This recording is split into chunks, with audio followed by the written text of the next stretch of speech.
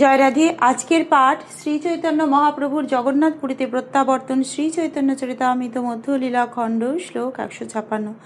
মুকুন্দ কহে এই আগে দেখো বিদ্যমান, প্রভু কহে দেহ নয়ন তুমি অজ্ঞান, অন্যেরা অন্য কহ নাহি তোমার জ্ঞান, ভারতী গোসাই কেনে পড়িবেন চাম, শুনি ব্রহ্মানন্দ করে হৃদয়ে বিচারে, মোর চর্মাম্বরেই না ভয় ইহারে। ভালো কহেন চর্মাম্বর দম্ভ লাগি পড়ি, চর্মাম্বর পরিধানী সংসার না তরি। মুকুন্দ দত্ত বললেন, এই তো আপনার সামনে ভারতী গোসাই দাঁড়িয়ে আছেন। শ্রী চৈতন্য মহাপ্রভু তাকে বললেন, তুমি ভুল বলছো, ইনি ব্রহ্মানন্দ ভারতী নন, তোমার কোনো জ্ঞান নেই, তুমি একজন কি আর একজন বলছো। ব্রহ্মানন্দ ভারতী কেন মৃগচর্ম পরিধান করবেন? সেই কথা শুনে ব্রহ্মানন্দ ভারতী মনে বিচার করলেন, শ্রী চৈতন্য মহাপ্রভু আমার মৃগচর্ম পরিধান পছন্দ করেননি। এইভাবে তার ভুল স্বীকার করে ব্রহ্মানন্দ ভারতী ভাবতে লাগলেন, তিনি যা বলছেন তা ঠিকই, আমি কেবল আমার পদমর্যাদা বিচার করার জন্য মৃগচর্ম পরিধান করি। কেবলমাত্র মৃগচর্ম পরিধান করার ফলে সংসার সমুদ্র উত্তীর্ণ হওয়া যায় না। আজই হইতে না পড়িব এই চর্মাম্বরে, প্রভু বহির্বাস আনাইলা জানিয়া অন্তর, চর্মাম্বর ছাড়ি ব্রহ্মানন্দ পড়িল বসন, প্রভু আসি কইল তাঁর চরণ বন্দন। ভারতী কহে তোমার আচার লোক শিখাইতে, পুননা করিবে নতি ভয় পাঙ চিত্তে, সাম্প্রতিক দুই ব্রহ্ম ইহা চলাচল, জগন্নাথ অচল ব্রহ্ম তুমি তো সচল।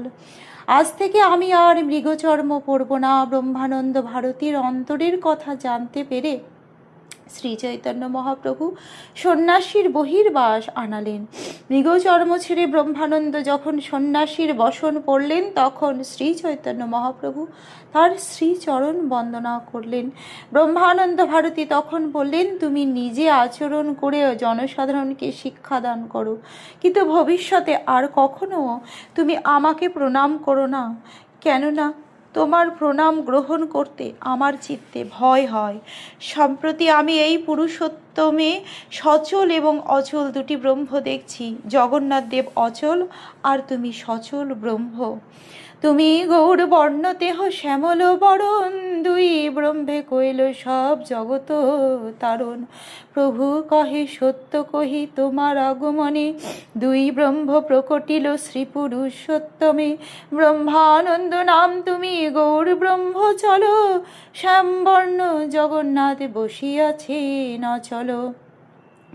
ভারতী কহে সার্বভৌম মধ্যস্থ হইয়া, ইহার সনে আমার ন্যায় বুঝো মন দিয়া, ব্যাপক ভাবে জীব ব্রহ্মে জানি, জীব ব্যাপ্য ব্রহ্ম ব্যাপক শাস্ত্রেতে বাখানি। তোমার গায়ের রং গৌর বর্ণ আর জগন্নাথ দেবের গায়ের রং কৃষ্ণ বর্ণ, তোমরা দুজনেই এসেছো সমস্ত জগৎ উদ্ধার করার জন্য। শ্রী চৈতন্য মহাপ্রভু উত্তর দিলেন, প্রকৃতপক্ষে আপনার আগমনের ফলে এই পুরুষোত্তম ক্ষেত্রে দুই ব্রহ্মের প্রকাশ হলো। ব্রহ্মানন্দ নামক আপনি গৌর ব্রহ্ম সচল আর শ্যাম বর্ণ, জগন্নাথ দেব অচল হয়ে বসে আছেন। ব্রহ্মানন্দ ভারতী বললেন, সার্বভৌম ভট্টাচার্য, দয়া করে আপনি মধ্যস্থ হয়ে এর সঙ্গে আমার বিচার মন দিয়ে শুনুন। ব্যাপকভাবে জীব এবং ব্রহ্মকে বিশ্লেষণ করা হয়েছে। ব্রহ্ম ব্যাপক অর্থাৎ সর্বব্যাপক, আর জীব অণু অর্থাৎ ব্রহ্মের দ্বারা ব্যাপ্য। সমস্ত শাস্ত্রে এই বিশ্লেষণই করা হয়েছে। আজকের পাঠ এই অবধি। ভজ শ্রীকৃষ্ণ চৈতন্য প্রভু নিত্যানন্দ, শ্রী অদ্বৈত গদাধর শ্রীবাসাদি গৌর ভক্ত বৃন্দ। হরে কৃষ্ণ কৃষ্ণ কৃষ্ণ হরে হরে, হরে রাম রাম রাম হরে হরে। জয় রাধে জয় রাধে, জয় রাধে জয় রাধে। জয় রাধে।